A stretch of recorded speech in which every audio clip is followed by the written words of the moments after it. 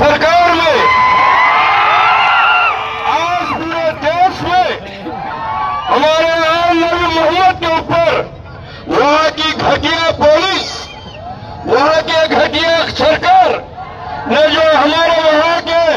आम नबी मोहम्मद बोलने वाले ईमान वाले के ऊपर जो उन्होंने एफआईआर दाखिल की है, हम ये चाहते हैं कि ये एफआईआर जो नौजवानों के ऊपर हुआ है वो जल्द से जल्द उनको रिहा करे और वो एफआईआर खारिज करे। और ये आलमी मोहम्मद जो है हमारे जगत गुरु है,